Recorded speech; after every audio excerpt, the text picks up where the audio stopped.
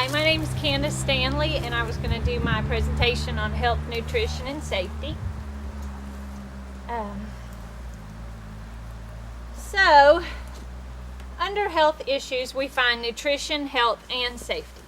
When we explore a child's complete well-being, we can understand that it is important to take all of this into consideration. When we talk about nutrition, it includes everything, both healthy and unhealthy, that we place in our own bodies. Children should be taking vitamins daily. They should be getting plenty of servings of vegetables and fruits, along with meats and grains. The dairy products are good for keeping our bones healthy. We should use the food chart in order to keep the portion sizes in check. Try to keep the foods that you serve exciting and new. For example, instead of just having a vegetable tray, cut them up into flours or add a dipping sauce. Kids are likely to try foods that other family members have tried, so lead by example. Be sure to try to provide balanced meals in school and in home. Also teach kids why it is important to have nutritious snacks. Beware of all children's allergies when serving foods and drinks during class. I'm allergic to peanuts and tree nuts, so it's very important that people know that. Also, teach kids why it's important to have nutritious snacks. Find out how the child's family influences their eating habits and how their culture plays a part in their eating habits, and be aware of these. Some religions don't allow meat, and then you have parents who are vegan. As teachers, we should learn these things about our families that we deal with.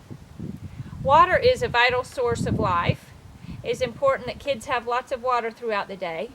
And although water is good for you, you're going to want milk and juice also to provide the right nutrition for them. But we need to teach them to stay hydrated, especially when they're outside. When they're expending a lot of energy and sweat, they need to make sure to replace these fluids. Also, I feel like vaccines are very important to a child's health. Besides keeping the child safe, you're also keeping the community safe and other children in the daycare center or the school or even at home.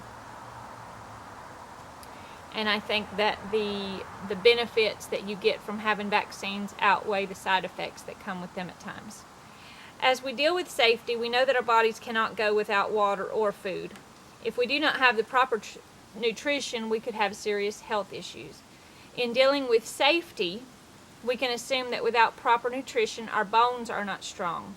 So we should always pretend that our bones need that extra calcium, potassium, and all the vitamins that we get to keep our bones strong, especially if kids are involved in sports where they could break a bone. You want them to be as strong as possible. Always wear helmets, protective gear, and when riding bikes or playing football, we should inform parents and children about the risks of falls, bumps, bruises, concussions. Safety equipment is meant to protect our bodies, and we should always enforce that with children. Concussions and sports injuries happen quite often. Whenever a child feels pain of any kind, he should report it to a coach or a parent.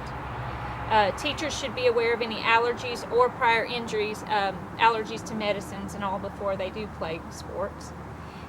Conditions such as heart trouble or poor kidneys should be reported to everyone that's in contact with the child.